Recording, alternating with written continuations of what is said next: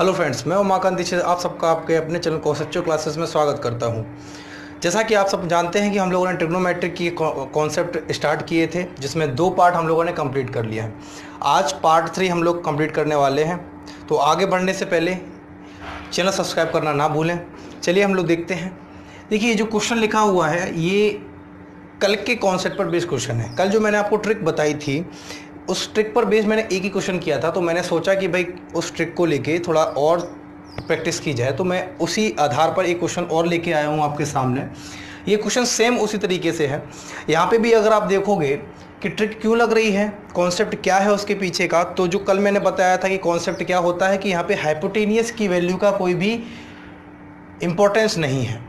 तो जब हाइपोटेनियस की वैल्यू का कोई इंपॉर्टेंस नहीं है, तो हम यहाँ पे राइट एंगल ट्रायंगल बनाकर पाइथागोरस थ्योरम के जरिए से हाइपोटेनियस की वैल्यू निकालने का प्रयास नहीं करेंगे। क्लियर है इतनी बात? तो हम क्या करते थे, सीधा सीधा करेंगे कि भाई टेन थीटा अगर 4/3 है तो टेन थीटा होता है साइन थीटा बटे कॉस थीटा, और ये बराबर किसके है, 4/3 यानी कि 4/3 की।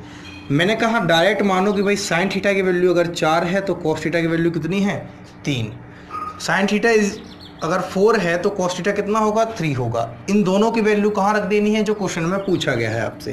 क्वेश्चन क्या पूछा गया है, 3 साइन थीटा। साइन थीटा की वैल्यू क्या है, 4 प्लस 2 इंटू कॉस थीटा की वैल्यू कितनी है, 3 into sine theta 4 minus 2 into cos theta कितना, 3।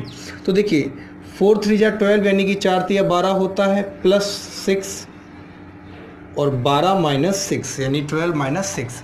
12 plus 6 divided by 12 minus 6। 12 plus 6 कितना होगा, 18 होगा, और ये कितना होगा 6। काटोगे कितना आएगा, 3 कह लो या 3.0 कह लो, बात एक ही है। तो आंसर क्या होगा, ऑप्शन सी।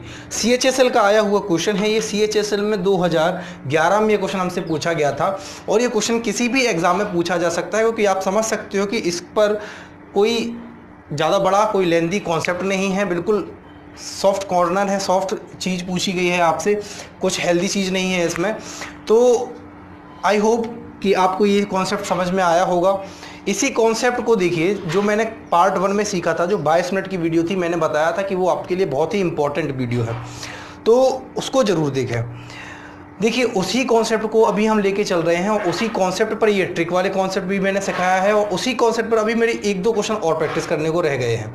मैं उनको अभी प्रैक्टिस करूँगा, तो आप लोग तैयार रहें उन क्वेश्चंस के लिए। हम लोग अभी करने वाले हैं वो क्वेश्चन, मिलते हैं अभी। देखिए स्क्रीनशॉट ले लीजिए इसका। तो देखिए फ्रेंड्स, बोर्ड पर मैं जो क्वेश्चन लेके आया हूँ, ये आप देख सकते हो कितना इंपॉर्टेंट क्वेश्चन है, और ये उसी कॉन्सेप्ट पर बेस्ड क्वेश्चन है। तो एग्जाम में होता क्या है, एग्जामिनर तरह तरह की भाषा यूज़ करके, तरह तरह की लैंग्वेज यूज़ करके उसी एक कॉन्सेप्ट पर कई सारे क्वेश्चन हमें देता रहता है। लेकिन अगर आपका कॉन्सेप्ट क्लियर है, आपको पता है कि भाई ये चीज़ कैसे आ रही है, इसके पीछे का आधार क्या है, क्या बेस है, किस बेस पर ये क्वेश्चन बना है, तो अगर आपका बेस मजबूत होगा तो आप सारे क्वेश्चन को समझ सकते हो और उनको सॉल्व भी आसानी से कर सकते हो। तो मैं जो कर रहा हूँ, मैं आपका यही काम कर रहा हूँ। मैं अभी कुछ बड़े क्वेश्चन, कुछ हेल्दी क्वेश्चन लेके नहीं चल रहा हूँ। वो श्रृंखला मैं अपनी बाद में चलाऊँगा, जब मैं ये जान लूँगा कि आप लोग का आधार, आप लोगों का बेस जो है वो क्लियर हो चुका है। मैं अभी बिल्कुल ये समझ के चल रहा हूँ कि आप लोगों का बेसिक क्लियर करा रहा हूँ। बेसिक से हाई लेवल पे ले जाने का मेरा काम है, तो मैं वो उसी काम को कर रहा हूँ। तो अभी जो ये जो क्वेश्चन दिया गया है, इसको क्वेश्चन को करने के लिए जो मैंने पार्ट 1 में आपको बेसिक बताया था, वो बेसिक आना आपके लिए बहुत ज़रूरी है। और ये क्वेश्चन CGL में 2012 में क्वेश्चन पूछा गया है, और क्वेश्चन कुछ इतना बड़ा क्वेश्चन नहीं है, बिल्कुल आसान क्वेश्चन है। बशर्ते आपको समझ में आना चाहिए और आपको वो कॉन्सेप्ट पता होना चाहिए जो कॉन्सेप्ट पर ये क्वेश्चन बना है। चलिए देखते हैं हम उस कॉन्सेप्ट के बारे में। पहले तो देखते हैं क्वेश्चन में दिया क्या गया है। क्वेश्चन में जो हमें दिया गया है, क्वेश्चन में साफ साफ बोला गया है कि एक ट्राइंगल है, यानी एक त्रिभुज है। उस ट्राइंगल में एंगल वाई जो है वो 90 डिग्री है। एंगल वाई जो है वो कितना है, 90 डिग्री है। यानी हमें एक एंगल की वैल्यू हमें क्वेश्चन में दी गई है, गिवन है। एक साइड भी हमें दी गई है कि एक्स वाई जो साइड है वो 2√6 है। फिर हमें एक कंडीशन और दी गई है क्वेश्चन में, वो दिया गया है कि difference between hypotenuse and base, difference between hypotenuse and base of triangle is equal to 2। मतलब यहाँ पे एक कंडीशन हमें ये दी गई है कि जो हाइपोटेनियस होगा ट्रायंगल का और जो बेस होगा ट्रायंगल का, उनके बीच का जो डिफरेंस है वो कितना है, 2 है। तो आपको एक चीज़ पता है कि जब हाइपोटेनियस की बात हो रही है, बेस की बात हो रही है, तो ये जो ट्रायंगल होगा वो ट्रायंगल कौन सा होगा, राइट एंगल ट्रायंगल होगा। इसमें कोई डाउट नहीं होना चाहिए कि भाई जो ट्रायंगल होगा वो राइट एंगल ट्रायंगल होगा, ठीक है। क्योंकि यहाँ पे एक एंगल आपको कितना भी दिया गया 90 डिग्री, तो ये डाउट का तो कोई कॉन्सेप्ट ही नहीं यहाँ पे बनता है कि यहाँ पे ट्रायंगल कौन सा होना चाहिए। एंगल 90 डिग्री है यानी राइट एंगल ट्रायंगल होगा। राइट एंगल ट्रायंगल होने के साथ साथ अब एक चीज़ बताइए कि हाइपोटेनियस सबसे बड़ी साइड होती है उस ट्रायंगल की सबसे बड़ी साइड, सबसे लेंथी साइड, सबसे बड़ी साइड कौन सी होती है, उसकी हाइपोटेनियस होती है, उसका कर्ड होती है। तो एक चीज़ बताइए, अगर मैं यहाँ पे राइट एंगल ट्रायंगल बनाऊँ और राइट एंगल ट्रायंगल में कहा गया कि y जो होगा वो 90 डिग्री होगा, तो मैंने यहाँ पे y एंगल लेना पड़ेगा। अब यहाँ पे y लिया है तो मैं यहाँ पे x ले लूँ और यहाँ पे z ले लूँ। इतनी बात क्लियर है। यहाँ पे x ले लिया और यहाँ पे क्या ले लिया, z ले लिया। अब यहाँ पे देखिए एंगल y 90 डिग्री है, दिया गया है। xy आपको दिया गया 2√6, यानी ये वैल्यू दी गई है कितनी, 2√6। क्वेश्चन में कंडीशन क्या दी गई है वो जरा देखिए। क्वेश्चन में जो अगली कंडीशन दी गई है वो दी गया है हाइपोटेनियस और बेस का जो डिफरेंस है वो 2 है। यानी अगर yz का मान कुछ भी रहा हो और xz का मान कुछ भी रहा हो, लेकिन इनके बीच में जो संबंध है वो ये है, जो रिलेशन है वो ये है कि इन दोनों के बीच का जो डिफरेंस होगा वो 2 होगा। तो आपको इसमें कोई डाउट नहीं होना चाहिए कि भाई यहाँ यहाँ yz और xz में कौन सी साइड बड़ी होगी। अगर आपसे ये पूछा जाए कि भाई yz और xz में कौन सी साइड बड़ी होगी, तो xz साइड बड़ी होगी, क्योंकि इस ट्रायंगल की जो सबसे बड़ी साइड होगी वो xz होगी, यानी कि हाइपोटेनियस होगी। तो अगर मैं इसको a मानता हूं अपनी तरफ से कि भाई इसकी लेंथ a है, तो अपने आप में ये कितनी हो जाएगी, a+2। ये कितनी हो जाएगी, a+2। तो ये a+2 कैसे हुई, ये इसमें कोई कंफ्यूजन नहीं होनी चाहिए, क्योंकि क्वेश्चन में साफ साफ कहा गया कि जो डिफरेंस होगा दोनों के बीच का वो कितना होगा, 2 होगा। और हमें पता है हाइपोटेनियस बड़ी होती है, बेस छोटा होता है हाइपोटेनियस से, तो साइड कौन सी बड़ी होगी, a+2। ठीक है, ये कितना हो गया a।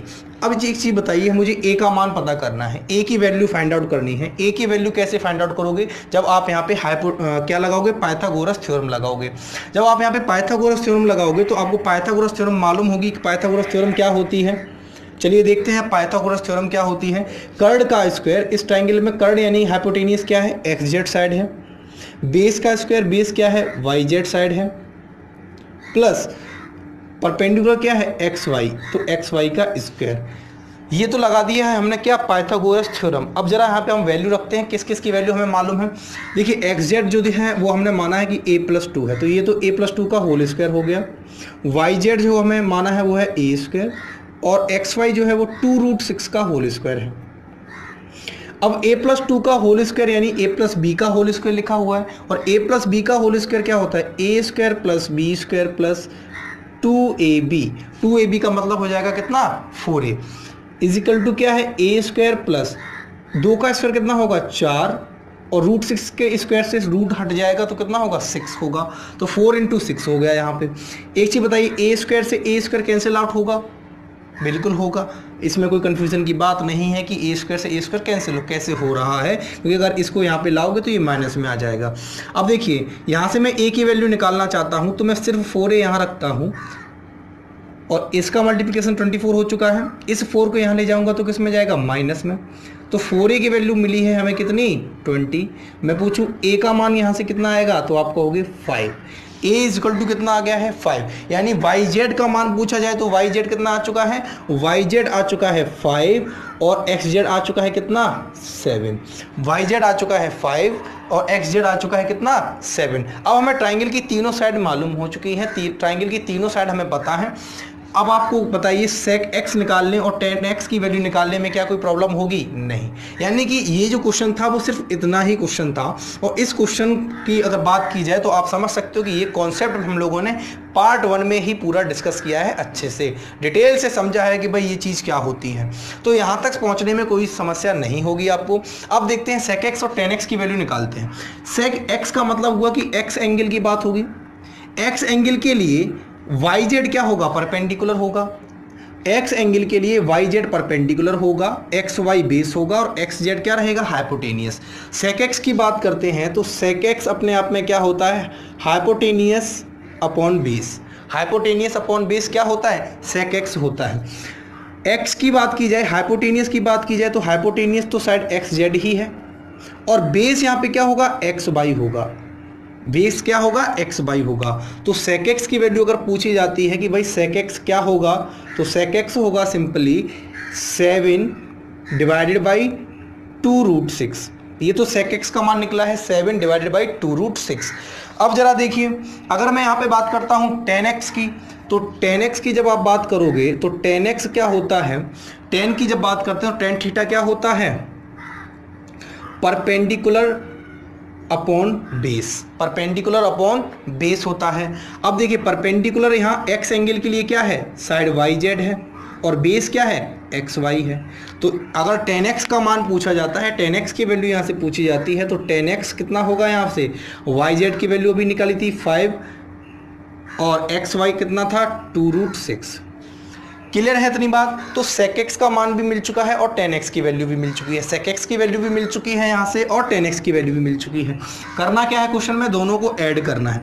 देखिए दोनों का अगर आप हर देखोगे तो ये समान हर वाली भिन्न हुई, समान हर वाली फ्रैक्शन है, तो इनको ऐड करना हमारे लिए बहुत आसान होगा कि इनके अंश को हम ऐड कर देंगे तो वो एडिशन हो जाएगा।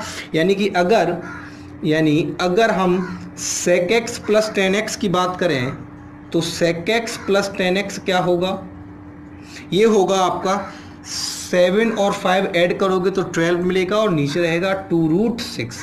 2 से 12 काटोगे 6 टाइम कटेगा, और √6 से 6 काटोगे तो कितना बचेगा, ऊपर सिर्फ √6 बचेगा। तो इसका मतलब है sec x plus tan x का मान यहाँ से कितना मिला है, हमें √6 मिला है। ठीक है, यहाँ √6 से 6 काटने में कोई प्रॉब्लम तो नहीं होगी, क्योंकि आपको पता होना चाहिए कि अगर मैं √2 इंटू √2 की बात करूँ तो ये होता है 2। ऐसे अगर मैं √6 और √6 की बात करूँगा, गुना करूँगा तो कितना मिलेगा 6। तो एक √6 तो कट जाएगा, कितना बचेगा, सिर्फ एक √6 बचेगा। यहाँ तक पहुँचने में कोई समस्या नहीं होनी चाहिए, ठीक है ना। देख लीजिए, इसका स्क्रीनशॉट ले लीजिए, और कितना बेहतरीन क्वेश्चन है ये आप यहाँ से देख सकते हो। यहाँ पे आप देख सकते हो कि ये बेसिक कॉन्सेप्ट पर बना हुआ है, तो कोई ट्रिक यहाँ पे अप्लाइड नहीं होगी। ऐसा कोई ट्रिक नहीं बनी है कि आप यहाँ पे देखते ही इसका आंसर निकाल दो, आपको यहाँ पे देखना पड़ेगा। और जब आप यहाँ पे आपका ये बेस क्लियर होगा तो आप इस क्वेश्चन को बहुत बेहतर तरीके से, बहुत ही कम समय में करने में सक्षम होंगे, करने में एबल होंगे। तो इसका स्क्रीनशॉट ले लीजिए, इसके आगे हम लोग बढ़ते हैं। चलिए फ्रेंड्स, देखिए ये क्वेश्चन जो लिखा हुआ है बोर्ड पर, इस क्वेश्चन को आप देख सकते हो कि ये मिक्स क्वेश्चन है, ये मिक्सचर क्वेश्चन है। और ऐसे क्वेश्चन एग्जामिनर की फेवरेट क्वेश्चन कहलाते हैं, जिसमें एक दो कॉन्सेप्ट, एक दो टॉपिक मिक्स होते हैं। जैसे इस क्वेश्चन की बात की जाए तो इसमें मेंसुरेशन और ट्रिग्नोमेट्री दोनों को मर्ज करके एक क्वेश्चन बनाया गया है। देखते हैं इस क्वेश्चन की क्या खासियत है, चलिए समझते हैं इस क्वेश्चन को। देखिए ABCD एक रेक्टेंगल है, तो जब इसने ये बोला है कि ABCD एक रेक्टेंगल है, तो इसका मतलब ये है कि आपको रेक्टेंगल के बारे में मालूम होना चाहिए। नहीं पता है, कोई दिक्कत की बात नहीं है। यहाँ तो चूंकि क्वेश्चन दिया गया है तो हम यहाँ पे डिस्कस करेंगे बिल्कुल अच्छी तरीके से, और जो क्वेश्चन में दिया गया है सारी चीज़ें आपको समझ में आएंगी। लेकिन मेंसुरेशन को भी हमें पढ़ना है, तो इसके बाद मेंसुरेशन का ही पार्ट हम लोग स्टार्ट करेंगे। तो क्रम से चल रहे हैं और क्रम से ही चलेंगे, तो उसके लिए आप कोई डाउट मत करें, भरोसा रखें हम लोगों पर। देखिए ABCD एक रेक्टेंगल है, AC जो है वो डायगोनल है, डायगोनल मतलब विकर्ण। AC तो वैल्यू हमें बतानी है tan square angle CAD plus 1 into sine square angle BAC की। अब एक चीज़ समझिए, अगर आपको प्रैक्टिस है, अगर आप पहले से मैथ का प्रैक्टिस करते आए हैं और कभी कहीं किसी से पढ़े हैं, तो इस क्वेश्चन को करने में आपको कोई समस्या नहीं होगी। आप इस क्वेश्चन को मुंह जबानी कर सकते हो कि भाई इसका आंसर जो होगा वो इसका आंसर 1 आएगा। कैसे आएगा वो मैं बता दूं। देखिए, अगर आपको रेक्टेंगल की सारी प्रॉपर्टी मालूम है तो आपको एंगल CAD पता चल जाएगा और एंगल BAC भी मालूम पड़ जाएगा। जब आपको एंगल CAD और एंगल BAC मालूम पड़ जाएगा तो आप यहाँ से डायरेक्ट उनकी वैल्यू रखकर क्या निकाल सकते हो, सॉल्व करके वह मान निकाल सकते हो। लेकिन चूँकि हम ये मान के चल रहे हैं कि आपको 0 से उठाना है और टॉप लेवल तक ले जाना है, तो 0 से उठाना है, इसका मतलब क्या है कि मुझे हवा में बातें नहीं करनी है, मुझे ये नहीं दिखाना कि मुझे कितना आता है, मुझे ये देखना है कि आप लोग कितना सीख सकते हो मुझसे। तो हम उसी की बात करेंगे। तो देखिए, इस क्वेश्चन को हम लोग करते हैं बिल्कुल बेसिक तरीके से। पहले बेसिक से करेंगे और आप वहाँ से समझ सकते हो कि भाई उस बेसिक से ही हम इस क्वेश्चन को कैसे आराम से स्पीड में बिना किसी गलती के कर सकते हैं। ठीक है, बेसिक में ही सारी ट्रिक्स छुपी होती हैं, बेसिक में ही सारे कॉन्सेप्ट छुपे होते हैं। अगर आपको सारे कॉन्सेप्ट मालूम है तो आपको ये पता चल जाएगा कि भाई ये ट्रिक जो आई है वो कहाँ से आई है, और उस ट्रिक को भूलेंगे नहीं आप। जो ट्रिक बनती है वो बेसिक से ही बनती है, इस बात का हमेशा आप ध्यान रखें, हमेशा आप अपने माइंड में ये बात लेकर चलें। देखिए इस क्वेश्चन की अगर बात की जाए तो इस क्वेश्चन की लिए सबसे पहले हमें रेक्टेंगल की नॉलेज होनी चाहिए। तो भाई रेक्टेंगल क्या होता है? रेक्टेंगल होता है जिसकी अपोजिट साइड क्या हो, इक्वल हो, और इनके बीच जो एंगल होता है वो एंगल होता है 90 डिग्री का। क्या होता है एंगल? 90 डिग्री का। सभी 90 डिग्री के एंगल होते हैं। अगर मैं कहूँ कि ये भाई ए है, ये बी है, ये सी है और ये डी है, तो ये रेक्टेंगल बन गया है जिसके आमने सामने की भुजाएं तो बराबर हैं और सभी एंगल, सभी कोण कितने डिग्री के हैं? 90 डिग्री के हैं। अब हमसे कहा गया कि जो साइड AC है, तो हमें माना ही ABC ऐसे था कि AC को डायगोनल आ जाए, तो AC डायगोनल होगा तो AC को मिला देंगे। अब यहाँ पे समझो कि AC का कॉन्सेप्ट उठा तो आपको एक चीज़ यहाँ पे इंपॉर्टेंट मालूम होनी चाहिए कि जो इनके विकर्ण होते हैं, एक तो वो बाइसेक्ट करते हैं। पहली चीज़, जो रेक्टेंगल के विकर्ण होते हैं, जो डायगोनल होते हैं रेक्टेंगल के, वो बाइसेक्ट करते हैं, यानी कि दो बराबर भागों में एक दूसरे को काटते हैं। दूसरी चीज़ जो होती है कि इनके एंगल को भी वो क्या कर देते हैं, इनके एंगल को भी वो बाइसेक्ट कर देते हैं, यानी जो इनका डायगोनल होता है वो एंगल बाइसेक्टर का काम करता है, कोण को दो बराबर भागों में तोड़ देता है। तो अगर मैं इस एंगल की बात करूं तो अब ये एंगल हो गया 45 डिग्री का और ये हो गया 45 डिग्री का, क्योंकि 90 डिग्री को जब आप दो बराबर भागों में बांटोगे तो वो 45 होगा। ऐसे इसकी बात की जाए तो ये भी 45 डिग्री का और ये भी 45 डिग्री का। ये तो अपने आप में 90 डिग्री का था ही और ये भी 90 डिग्री का था। अब एक चीज़ देखिए, हमें एंगल की बात करनी है, एंगल CAD की बात करनी है। किस एंगल की बात करनी है? CAD। तो आपको ये मालूम होना होगा कि भाई CAD की बात हो रही है, यानी इस एंगल की बात हो रही है। किस एंगल की बात हो रही है? इस एंगल की। और ये एंगल कितना है? 45 डिग्री। तो जब आपको ये प्रॉपर्टी पता होगी तभी इस क्वेश्चन को आप कर पाओगे, अदरवाइज इस क्वेश्चन में आपको एंगल ही नहीं पता चल पाएगा कि भाई एंगल CAD का मान कितना होगा। बात समझ में आ रही है कि किस प्रॉपर्टी पर बेस्ड है? ये रेक्टेंगल की प्रॉपर्टी पर बेस्ड क्वेश्चन है, और ये क्वेश्चन किसका है? ट्राइंगल का। देखिए जरा 45 की बात करते हैं तो देखो ये आपको पता चल चुका है कि भाई ये tan एंगल CAD जो है वो CAD जो एंगल है वो 45 डिग्री है। अब हम बात करते हैं एंगल BAC की, BAC, तो ये भी कितना है? 45 डिग्री है। दोनों एंगल पता चल चुके हैं। तो देखिए केवल ये क्वेश्चन फिगर पर बेस्ड क्वेश्चन था, इतना पता चल गया, सीधा आपको यहाँ पे वैल्यू पुट करनी है एंगल की और सॉल्व करना है। तो देखिए tan स्क्वायर एंगल CAD कितना था? 45 degree plus 1 into sine square angle BAC कितना है? 45 डिग्री। ठीक है, BAC कितना है? 45 डिग्री, तो ये भी 45 डिग्री हो गया। tan 45 टेबल याद कर ली होगी, ऐसा मुझे पता है कि आप लोगों ने टेबल याद कर ली होगी। तो tan 45 1 होता है, 1 का स्क्वायर 1 ही रहता है, plus 1 into sine square 45 degree यानी 1/√2 का क्या हो जाएगा? स्क्वायर, क्योंकि साइन 45 जो होता है वो होता है 1/√2, 1/√2। तो देखिए 1 और 1 हो गया 2 इंटू, यहाँ से रूट हट जाएगा तो आएगा 2 से 2 कैंसिल आउट, आंसर कितना आया? 1। तो ये ऑप्शन कौन सा हो गया? ऑप्शन C हो गया। बताइए इस क्वेश्चन में कुछ था? नहीं, लेकिन इसकी लैंग्वेज को जब आप देखोगे, जो पहली बार इस कॉन्सेप्ट को पढ़ रहे होंगे, जो पहली बार ट्रिग्नोमेट्री से सामना कर रहे होंगे, जब वो इस क्वेश्चन को देखेंगे, इसकी लैंग्वेज को देखेंगे, तो उनके अंदर एक डर बैठ जाएगा कि भाई ये क्वेश्चन कैसा है और कैसा कॉन्सेप्ट यहाँ पे अप्लाइड होना है। तो क्वेश्चन में कुछ नहीं है, मैंने बोला है कि ये दो प्रॉपर्टी पर बेस्ड है। मेंसुरेशन की प्रॉपर्टी लगाकर ट्राइंगल का क्वेश्चन पूछा गया है।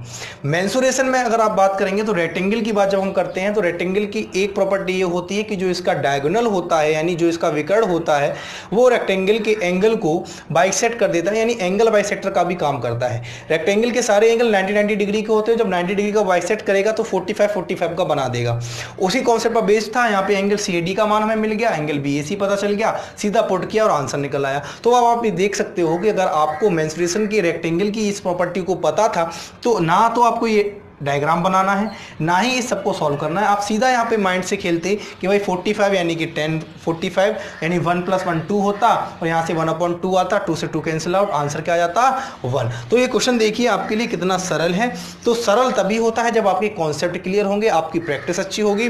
तो प्रैक्टिस करिए, और कॉन्सेप्ट सिखाने के लिए मैं यहाँ बैठा हूँ, सारे कॉन्सेप्ट सिखाऊंगा, सारी ट्रिक सिखाऊंगा, बस आप भरोसा रखें। ठीक है, चलिए स्क्रीनशॉट ले लीजिए इसका। चलिए फ्रेंड्स, देखते हैं अगले कॉन्सेप्ट की बारी आ गई है। इस कॉन्सेप्ट को समझेंगे, इसे आप कॉन्सेप्ट कह लो, ट्रिक कह लो, बात एक ही है। जितने भी मैं कॉन्सेप्ट बोल रहा हूँ वो सब कॉन्सेप्ट का मतलब क्या है कि वो मैं उसमें सिखाता हूँ आपको कि भाई ये चीज़ कैसे आ रही है, और उसी चीज़ को अप्लाइड करना एक ट्रिक कहला जाती है। ठीक है ना। तो जो भी ट्रिक है वो ट्रिक है क्या, एक्चुअल में वो ट्रिक निकली है किसी ना किसी एक कॉन्सेप्ट से। तो मैं आपके कॉन्सेप्ट बता रहा हूँ कि भाई इसके पीछे की कहानी क्या है, फिर आपको ये क्वेश्चन में अप्लाइड कैसे करना है जिससे कि क्वेश्चन हमारा बिल्कुल ही सेकेंड में सॉल्यूशन दे और करेक्ट आंसर निकले। क्लियर है इतनी बात, क्योंकि कंपटीशन के एग्जाम में हमेशा एक्यूरेसी प्लस टाइम दोनों हमारे लिए इंपॉर्टेंट होते हैं, कि टाइम के साथ साथ एक्यूरेसी भी हो। ऐसा नहीं है कि बिल्कुल कम समय में आपने क्वेश्चन सॉल्व किया है लेकिन उस क्वेश्चन की एक्यूरेसी जो है, यानी कि जो उसकी सत्यता है वो गलत हो जाए, यानी कि उसका सॉल्यूशन जो कर रहे हो आप तो गलत सलत आंसर आ रहा है। तो ऐसे टाइम की क्या, ऐसे टाइम को बचाने का क्या मतलब है जब आपका क्वेश्चन ही गलत हो जाए। और आजकल तो नेगेटिव मार्किंग चलती है, तो गलत क्वेश्चन का मतलब है कि मान के चलो कि आप सिलेक्शन से ही दूर होते चले जाओगे। जितने गलत क्वेश्चन करोगे उतने ही ज़्यादा सिलेक्शन से दूर होगे। तो वही क्वेश्चन करने हैं जो इंपॉर्टेंट है, जो मतलब बिल्कुल ही आपको आते हुए हैं, जिसमें आप बिल्कुल पकड़ रखते हो, एग्जाम में जाना है। अगर आपको लगता है कि ये क्वेश्चन आपको नहीं आ रहा है, आप उसको छोड़ दीजिए। ठीक है ना, छोड़ने में ही भलाई है, ईगो पर मत लेना कि भाई ये क्वेश्चन मैंने पढ़ा है, ये क्यों नहीं आ रहा है। ठीक है, चलिए देखते हैं इस कॉन्सेप्ट को समझते हैं। देखिए ये फॉर्मूला जो लिखा हुआ है बोर्ड पर, इस फॉर्मूले से आप वाकिफ होंगे, पढ़े हुए होंगे। जिसने ये भी ट्रिग्नोमेट्री पढ़ी होगी वो इस फॉर्मूले को देख चुका होगा। देखिए दरअसल ये आइडेंटिटी होती हैं, ट्रिग्नोमेट्रिक आइडेंटिटीज कहलाती हैं। आइडेंटिटीज का मतलब ये होता है कि किसी भी एंगल पर ये हमेशा 1 ही देगा। कोई भी एंगल अगर आप यहाँ पे पुट करिए तो जब आप इसको सॉल्व करोगे ये हमेशा क्या मान देगा, आपको 1 ही देगा। तो आइडेंटिटी कभी भी चेंज नहीं होती है, आइडेंटिटी हर एक वैल्यू के लिए सेम रहती है, इसलिए इनको आइडेंटिटी कहा जाता है। ठीक है, तो ये ट्रिग्नोमेट्रिक आइडेंटिटी लिखी हुई है कि sec square theta minus tan square theta is equal to 1। अब थीटा की वैल्यू आप कोई भी पुट करेंगे, यहाँ पे आप सॉल्व करके यहाँ पे आंसर कितना आएगा, हमेशा 1 ही मिलेगा। तो ये एक आइडेंटिटी बन गई। अब एक चीज देखिए, sec square theta minus tan square theta is equal to 1 दिया गया है। अब यहाँ से कर क्या सकते हैं, हम यहाँ से क्या कॉन्सेप्ट निकाल सकते हैं। देखिए ये चीज तो हमने पढ़ी है और इन पर बेस्ड क्वेश्चन भी हम करते हैं, लेकिन इसी से एक नई ट्रिक, एक नया कॉन्सेप्ट बना है, उस कॉन्सेप्ट को हम लोग समझते हैं कि वो क्या होता है। देखिए अगर मैं ये कहूँ कि मैंने एक फॉर्मूला पढ़ा है, वो फॉर्मूला मैंने अलजेब्रा में आपको बताया था, बहुत ही अच्छी तरीके से आप उससे वाकिफ होंगे कि भाई ए स्क्वायर माइनस बी स्क्वायर क्या होता है। ए स्क्वायर माइनस बी स्क्वायर होता है ए माइनस बी इंटू ए प्लस बी। यही होता है कि भाई ए स्क्वायर माइनस बी स्क्वायर की अगर बात की जाए तो वो होता है ए माइनस बी इंटू ए प्लस बी, यही फॉर्मूला होता है। अगर मैं ए थोड़ी देर के लिए लेट यानी कि मान लेता हूँ, क्या मान लेता हूँ कि ए यहाँ पे सेक थीटा है और बी यहाँ पे टेन थीटा है। अगर मैं थोड़ी देर के लिए मान लूँ कि ए सेक थीटा है और बी टेन थीटा है, तो ए स्क्वायर यानी कि सेक स्क्वायर थीटा लिखा हुआ है माइनस बी स्क्वायर यानी कि टेन स्क्वायर थीटा लिखा हुआ है। तो ए स्क्वायर माइनस बी स्क्वायर होता है ए माइनस बी, यानी यहाँ पे हो जाएगा sec theta minus tan theta into sec theta plus tan theta. यहाँ तक पहुँचने में कोई समस्या, मुझे नहीं लगता कोई समस्या होगी, क्योंकि सिर्फ एक स्टेप ही हम लोगों ने कंप्लीट किया है और वो भी आप फॉर्मूला कई बार पढ़ चुके हो। अलजेब्रा हमने इसकी कई बार प्रैक्टिस कर रखी है। ठीक है, तो चूंकि मैंने कहा कि अगर मैं ए को सेक थीटा मानता हूं तो ये ए स्क्वायर है और ये बी स्क्वायर है और बीच में माइनस है, तो ए स्क्वायर माइनस बी स्क्वायर का फॉर्मूला क्या होता है, ए माइनस बी इंटू ए प्लस बी। इतनी बात क्लियर है। अब एक चीज बताइए, अगर मैं ये कहूं कि इसका मान के है, के मतलब कोई कांस्टेंट, के मतलब कोई कांस्टेंट, कोई वेरिएबल, कोई भी मान हो सकता है यहाँ पे, वो क्वेश्चन के अकॉर्डिंग होगा। तो अगर ये मान मैंने माना के है तो इसका मान क्या रखा जाए, इसका मान क्या रखा जाए जिससे sec square theta minus tan square theta क्या मिले, 1 मिले, क्योंकि sec square theta minus tan square theta की वैल्यू क्या होती है, 1 के बराबर होती है। किसके बराबर होती है, 1 के बराबर होती है। तो एक चीज बताइए कि अगर sec theta minus tan theta की वैल्यू k है तो sec theta plus tan theta क्या होना चाहिए जिससे इनका गुणा करने पर क्या मिले, 1 मिले। तो आप कहेंगे सर इसका मान होना चाहिए 1/k। क्या होना चाहिए, 1/k, यानी कि अगर इसका k मान है तो इसका 1/k होना चाहिए। और अगर मैं कहूं कि ये 1/k है तो अपने आप में ये क्या हो जाए, k हो जाए, तभी क्या आएगा, 1 आएगा। इतनी बात समझ में आ रही है कि अगर आपको एक मान दिया जाता है, एक वैल्यू दी जाती है, तो दूसरी वैल्यू निकालने के लिए आपको करना क्या है, उसको 1 कर देना है। क्लियर हो रही है बात कि अगर sec theta plus tan theta दिया जाए आपको 2 तो आप कहोगे sec theta minus tan theta होगा 1/2। अगर आपसे कहा जाए sec theta minus tan theta है 2 तो आप कहोगे sec theta plus tan theta होगा 1/2। क्यों हो रहा है, क्योंकि मुझे ये पता है कि sec square theta minus tan square theta होता है 1, और जब मैं इन दोनों का आपस में गुना करूंगा तो ये फॉर्मूला बना देते हैं ए स्क्वायर माइनस बी स्क्वायर का फॉर्मूला बन जाता है। क्लियर है इतनी बात, तो वही कॉन्सेप्ट लग रहा है। तो अब यही ट्रिक बन जाती है। ट्रिक क्या बन जाती है कि जो मैंने अभी आपको बताया कि अगर sec theta plus tan theta आपको 2 दिया गया है तो sec theta minus tan theta अगर मैं आपसे पूछूं तो आप डायरेक्ट कहोगे 1/2। आया कैसे, ये मैंने आपको बताई है चीज़, ये आपको कोई नहीं बताने वाला है कि ये चीज़ें आ कैसे रही हैं। इसलिए बिल्कुल ध्यान से इन चीज़ों को देखा करें और सीरियसली इन बातों को लिया करें, ठीक है। कि sec theta plus tan theta की अगर मैं बात करूं कि 2 है तो sec theta minus tan theta क्या होगा, 1/2 होगा। अगर मैं यही बात करूं कि sec theta minus tan theta 2 है तो आपको sec theta plus tan theta 1/2 होगा। क्यों होगा, क्योंकि इन दोनों का मल्टीप्लीकेशन 1 होना चाहिए, इन दोनों का मल्टीप्लीकेशन क्या होना चाहिए, 1 होना चाहिए। इतनी बात क्लियर है, कॉन्सेप्ट क्लियर हो रहा है, ट्रिक समझ में आ रही है। अब देखते हैं, ये कॉन्सेप्ट था, इस पर बेस्ड ट्रिक मैंने समझ ली, इसको अप्लाइड कैसे करना है क्वेश्चन में, इसके लिए किस टाइप का क्वेश्चन बनेगा आपके एग्जाम में और कैसा बनता आ रहा है एग्जाम में, वो हम लोग देखेंगे। इसका आप स्क्रीनशॉट ले लीजिए। देखिए फ्रेंड्स, जो कॉन्सेप्ट अभी हम लोगों ने डिस्कस किया है उस कॉन्सेप्ट पर बेस्ड कई सारे क्वेश्चन एग्जाम में बनते रहते हैं और बिल्कुल ही आसान क्वेश्चन है अगर आपको ये कॉन्सेप्ट क्लियर हो जाता है। देखिए, ये जो क्वेश्चन बोर्ड पे लिखा हुआ है, इस क्वेश्चन को दिल्ली पुलिस में पूछा गया है। दिल्ली पुलिस 2012 में ये क्वेश्चन आया हुआ है और इस क्वेश्चन को अगर आप देखोगे, अगर आपका कॉन्सेप्ट क्लियर है तो आपको करने में विद इन अ सेकेंड में आपको इसका आंसर मिल जाएगा, विद इन सेकेंड आपको इसका आंसर पता चल जाएगा। बशर्ते कंडीशन वही है कि आपके कॉन्सेप्ट क्लियर होने चाहिए, आपका बेसिक क्लियर होना चाहिए और आपको ट्रिक आनी चाहिए कि भाई ये ट्रिक किस कॉन्सेप्ट पर बन रही है। ट्रिक तभी नहीं भूलते हो आप जब आपको उस ट्रिक के पीछे का कॉन्सेप्ट मालूम है। तो मैंने विद कॉन्सेप्ट बताया है आपको कि भाई ये ट्रिक कैसे बन रही है, इसके पीछे का कॉन्सेप्ट क्या है, लॉजिक क्या है, क्या कॉन्सेप्ट है, वो हम लोग देख चुके हैं। अब आप देखते हैं इस क्वेश्चन को किस तरीके से उस ट्रिक को अप्लाइड करके करेंगे सॉल्व। चलें बढ़ते हैं आगे। देखिए, sec theta plus tan theta की वैल्यू दी गई है 2। तो जैसे ही sec theta plus tan theta आपको दिया गया है तो अगर मैं ये कहूँ जो दिया गया है पहले तो मैं उसी को लिख लेता हूँ कि भाई sec theta plus tan theta हमें दिया गया है 2। अगर मैं ये पूछूं कि sec theta minus tan theta कितना होगा तो आप कहेंगे कि भाई sec theta minus tan theta जो होगा वो होगा 1/2। यही कॉन्सेप्ट था, यही ट्रिक थी। ये आया कैसे ये आपको पता है और मुझे पता है और उनको पता है जिन्होंने ये कॉन्सेप्ट पढ़ रखा है। बाकी अगर ये चीज़ नहीं मालूम है तो ये क्वेश्चन करने में आप क्या करोगे, आप सेक थीटा तोड़ोगे, टेन थीटा तोड़ोगे, कॉस साइन में सॉल्व करोगे, तब जाके कहीं सेक थीटा का मान आप निकालोगे। तो कितना टाइम लगेगा ये आप समझते हो, मैं समझता हूँ। लेकिन अगर आपको ये कॉन्सेप्ट समझ में आ रहा है, ये ट्रिक लगाना आ रहा है कि भाई ये ट्रिक कैसे लग रही है, कहाँ अप्लाइड हो रही है, ठीक है, तो आपके लिए कितना सिंपल हो चुका है। देखिए जरा, मुझे सेक थीटा की वैल्यू चाहिए है तो मुझे पता है कि टेन थीटा कट जाए। टेन थीटा कब कटेगा, जब मैं इन दोनों इक्वेशंस को क्या कर दूं, इन दोनों इक्वेशन को मैं ऐड कर दूं, जोड़ दूं। यानी इन दोनों इक्वेशन को मैं अगर ऑन एडिंग यानी कि जोड़ देता हूं तो मुझे पता है कि जब मैं इनको जोड़ूंगा तो क्या हो रहा होगा, तो हो रहा होगा कुछ इस तरीके से कि प्लस का टेन थीटा और माइनस का टेन थीटा तो आपस में कैंसिल आउट हो जाएगा। सेक थीटा हो जाएगा 2 सेक थीटा। क्या हो जाएगा, 2 सेक थीटा, और ये होगा 2 + 1/2। तो 2 + 1/2 कितना हो जाएगा, देखो 2 दूनी 4 और 1 5 यानी कि 5/2 हो जाएगा।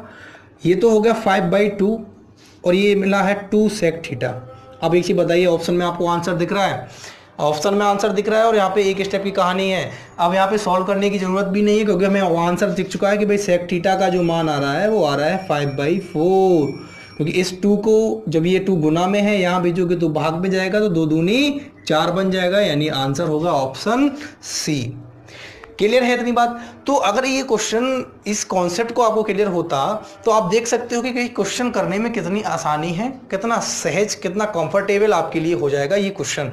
इस क्वेश्चन का अगर कॉन्सेप्ट आपको पता है, ट्रिक पता है कैसे लगनी है, तो आप इस क्वेश्चन को बिना कॉपी पेन के मुंह जबानी सॉल्व कर सकते हो। देखिए जरा, अगर मैं इसको सॉल्व करना चाहता तो मैं ये कहता sec theta minus tan theta 1/2 होता, दोनों को जोड़ देता तो 2 सेक थीटा मिलता, यहाँ पे मिलता 5/2, यानी सेक थीटा की वैल्यू 5/4। क्लियर है इतनी बात? किया वही काम है, लेकिन कब कर पाओगे आप? जब आपको प्रैक्टिस होगी और सभी कॉन्सेप्ट आपको क्लियर होंगे। क्लियर है बात समझ में आ रही है? मजा आ रहा है? चलिए बढ़ते हैं हम लोग आगे। इसका स्क्रीनशॉट ले लीजिए आप लोग। तो देखिए फ्रेंड्स, ये क्वेश्चन जो बोर्ड पर लिखा हुआ है सेम उसी ट्रिक, उसी कॉन्सेप्ट पर बेस्ड क्वेश्चन है, लेकिन ये क्वेश्चन 2 बार एग्जाम में लगातार 2 वर्षों में पूछा गया, 2013 और 2014 में। तो आप समझ सकते हो कि भाई इस कॉन्सेप्ट को जो हम पढ़ के चल रहे हैं, जो ट्रिक हम पढ़ के चल रहे हैं, वो कितनी बेनिफिशियल है आप लोगों के लिए। तो इनको हल्के में मत लेना है, इनको बिल्कुल ध्यान से आप देखिए इन सभी वीडियोज़ को, ठीक है। चलिए हम लोग बढ़ते हैं आगे, देखते हैं इस क्वेश्चन को कैसे सॉल्व करना है। आपको पता चल चुका है कि भाई sec theta plus tan theta अगर 5 है, sec theta plus tan theta अगर 5 है, sec theta plus tan theta अगर 5 है, तो sec theta minus tan theta कितना होगा? आप कहेंगे 1/5। यहाँ तक कोई समस्या नहीं है। अब देखिए, मुझे टेन थीटा की वैल्यू चाहिए है, यानी यहाँ कहीं टेन थीटा मुझे मिल जाए और सेक थीटा का काम खत्म हो जाए। वो कब खत्म होगा? जब मैं इन दोनों इक्वेशंस को, अगर मैं इन दोनों को इक्वेशंस मान लूँ तो इन दोनों इक्वेशंस को क्या कर लूँ? सब्ट्रैक्ट कर लूँ। क्या कर लूँ? सब्ट्रैक्ट कर लूँ। तो जब मैं सब्ट्रैक्ट करूँगा यानी कि इनको घटाऊंगा, तो क्या होगा? ये माइनस का हो जाएगा और ये माइनस माइनस प्लस हो जाएगा और ये भी क्या हो जाएगा? माइनस का। 2 इक्वेशन को जोड़ना और 2 इक्वेशन को घटाना हम लोग बिल्कुल बेसिक चीज़ है, सीख चुके हैं। कई बार हम लोगों ने देखा होगा, कक्षा 7-8 की चीज़ होती है, तो ये तो सबको पता होना चाहिए कि भाई 2 इक्वेशन को जोड़ते कैसे हैं, घटाते कैसे हैं। कि भाई इस इक्वेशन को जब इसको घटाएंगे तो माइनस की हो जाएगी, ये माइनस माइनस प्लस हो जाएगी और ये क्या होगी? माइनस की होगी। तो ज़रा देखिए क्या होगा जब हम घटाएंगे तो क्या मिलेगा हमें कि भाई सेक थीटा प्लस का सेक थीटा माइनस का ये तो कैंसिल आउट हो गया, टेन थीटा प्लस का टेन थीटा प्लस का तो ये हो गया 2 टेन थीटा, ये क्या हो गया? 2 टेन थीटा। अब ये होगा 5 माइनस 1/5, 5 माइनस 1/5 यहाँ से मिला, माइनस का 1/5 कैसे मिल रहा है? समझ में आ रही है ना चीज़? कोई कन्फ्यूज़न, कोई दिक्कत, कोई परेशानी नहीं होनी चाहिए। अब देखिए 5 और 5 का मल्टीप्लिकेशन को 25 में से 1 गया यानी 24। तो जब इसको आप सॉल्व करोगे तो मिलेगा 24/5 यानी कि 24/5 यही मिलेगा जब आप इसको सॉल्व करोगे। और यहाँ से है 2 टेन थीटा। तो देखिए जरा, टेन थीटा की वैल्यू अगर मैं निकालना चाहूँ तो टेन थीटा यहाँ से डायरेक्ट कितना मिला है आपको? 12/5 यानी कि 12/5 हमें टेन थीटा की वैल्यू मिल चुकी है। अब आप बताइए क्या आपके लिए क्वेश्चन कुछ रह गया है? नहीं, कुछ नहीं रह गया। अब इस क्वेश्चन में सिर्फ और सिर्फ डायरेक्ट उठा के टेन थीटा की वैल्यू रखनी है और इसको सॉल्व करना है। तो देखिए जरा, टेन थीटा की वैल्यू जब मैं यहाँ पे रखूँगा तो टेन थीटा की वैल्यू निकल के आई है 12/5 प्लस 1/12/5 माइनस 1। क्लियर है इतनी बात? अब देखिए, जोड़ना घटाना सबको पता है कि भाई कैसे जोड़ते हैं। एलसीएम लेंगे, एलसीएम 5 आएगा, यहाँ से 5 एलसीएम आएगा और जब 5 एलसीएम आएगा तो 12 प्लस 5 कितना होगा? 12 प्लस 5 होगा 17/5 और ये 12 माइनस 5 कितना होगा? 7/5। क्लियर है इतनी बात? 12 प्लस 5 17 होता है, 12 माइनस 5 कितना होता है? 7 होता है। इस 5 से इस 5 को कैंसिल आउट कर देंगे तो जो आंसर हमें मिलेगा वो आंसर मिलेगा 17/7 यानी कि 17/7। तो ऑप्शन डी हमारा क्या हो गया है? आंसर हो चुका है। कोई कठिनाई, कोई समस्या मुझे नहीं लगता है आपको इस कॉन्सेप्ट में हो रही होगी। इस ट्रिक को अप्लाइड करने में, इस ट्रिक के पीछे के कॉन्सेप्ट को समझने में कोई परेशानी मुझे नहीं लगता है आपको हो रही होगी। अगर ऐसा कोई परेशानी होती है तो आप कमेंट जरूर करें, मुझे बताएं कि भाई आपको क्या समस्या आ रही है इन चीज़ों को समझने में। ठीक है, मैं बिल्कुल बेहतर प्रयास करूँगा आपको और अधिक समझाने में। और यकीन मान के चलिए कि मैं आपके लिए इतनी मेहनत कर रहा हूँ कि आपको हैंड रिटन नोट्स तैयार करता हूँ। ठीक है, उस कॉन्सेप्ट पर बेस सीरियल बेस्ड क्वेश्चन देखता हूँ किस किस एग्जाम में कौन कौन से क्वेश्चन आए हैं। तो टाइम लगता है इन क्वेश्चंस को सॉल्व करने में, इनको देखने में, इनको समझाने के लिए आपके लिए मेहनत करनी पड़ती है, नोट्स भी तैयार करने पड़ते हैं, हैंड रिटन नोट्स तैयार करना पड़ता है, ठीक है। तो आप यकीन मान के चलिए कि जितनी मेहनत मैं कर रहा हूं, अगर आप उसका 50% भी मेहनत करते हैं तो आपका सिलेक्शन पक्का है। लेकिन बशर्ते यही है कि आप सीरियस हो उस चीज़ को लेकर। देखिए sec theta plus tan theta 5 था, तो sec theta minus tan theta कैसे निकलता है ये आपको पता है कि 1/5 हो गया। टेन थीटा की वैल्यू चाहिए है तो मैं दोनों इक्वेशंस को क्या कर दूंगा, सब्ट्रैक्ट कर दूंगा। जब मैं दोनों इक्वेशन को घटाऊंगा, सब्ट्रैक्ट करूंगा, तो यहाँ से टेन थीटा की वैल्यू निकल गई कितनी, 12/5। अब सीधा टेन थीटा की वैल्यू को मुझे उठा के रख देना है क्वेश्चन में, गिवन वैल्यू हो जाएगी 12/5। क्वेश्चन में रखोगे तो जब सॉल्व करोगे तो आंसर कितना आएगा, 17/7, यानी कि ऑप्शन डी इसका आंसर होगा। इतनी बात क्लियर है, इतनी बात क्लियर है। चलिए इसका स्क्रीनशॉट ले लीजिए। चलिए फ्रेंड्स, आज के लिए हम लोग इतना ही रखते हैं। आई होप कि आपको क्लासेस अच्छी लग रही होंगी, कॉन्सेप्ट सारे क्लियर हो रहे होंगे और बेहतर मज़ा आ रहा होगा आपको, बेहतर भी लग रहा होगा। और यकीन मान के चलिएगा, जो अगर आप पर्टिकुलर वे में इन वीडियोस को देखते हैं, रेगुलर इन वीडियोस को देखते हैं, तो आपके अंदर जो कॉन्फिडेंस आ रहा होगा उसका मैं एहसास कर सकता हूँ। देखिए मैं आपके लिए कितनी मेहनत करता हूँ, या आप देख सकते हो कि मैं आपके लिए हैंड रिटन नोट्स भी तैयार कर रहा हूँ, ठीक है। हैंड रिटन नोट्स भी तैयार करता हूं। और आप देख सकते हैं कि अगर मैंने अलजेब्रा कंप्लीट की थी तो मैंने अलजेब्रा का कंप्लीट हैंड रिटन नोट्स आपको दिया था। हिंदी में वर्णमाला का अगर मैंने पूरा कंप्लीट हैंड रिटन नोट्स आपको दिया है। ऐसे अब ट्रिग्नोमेट्री पढ़ा रहा हूं तो इस ट्रिग्नोमेट्री का पूरा कंप्लीट हैंड रिटन नोट्स आपको दूंगा। तो आप देख सकते हो कि मैं आपके लिए कितनी बेहतरीन चीज़ लेके आ रहा हूँ, कितना बेहतर से बेहतर प्रयास कर रहा हूँ आपको सफल बनाने के लिए, ठीक है। तो आपका सिर्फ काम इतना ही है कि आपको रेगुलर क्लास लेनी है, पूरी वीडियो देखा करें, स्किप करके मत देखा करें, क्योंकि कुछ ना कुछ चीज़ अगर आपसे छूट जाएगी तो कहीं एग्ज़ाम में जाके फ्यूचर में आपको पछताना ना पड़े, ठीक है। तो पछताने का काम नहीं करना है, पूरी वीडियो देखना है, मन लगा के पढ़ाई करनी है। और कोई समस्या अगर आपको आती है तो ज़रूर कमेंट करें, बताएं, अपने सुझाव दें। और जो चैनल पर पहली बार आ रहे हैं, जो पहली बार वीडियो देख रहे हैं, वो चैनल सब्सक्राइब जरूर करें, सब्सक्राइब करना ना भूलें। चैनल को लाइक शेयर कमेंट ज़रूर करें, ठीक है। आपका चैनल है, आपका प्यार हमारे लिए बहुत इंपॉर्टेंट है, तो अपना प्यार ऐसे ही हमें देते रहें। चलिए आज के लिए इतना ही रखते हैं। नमस्कार, जय हिंद दोस्तों।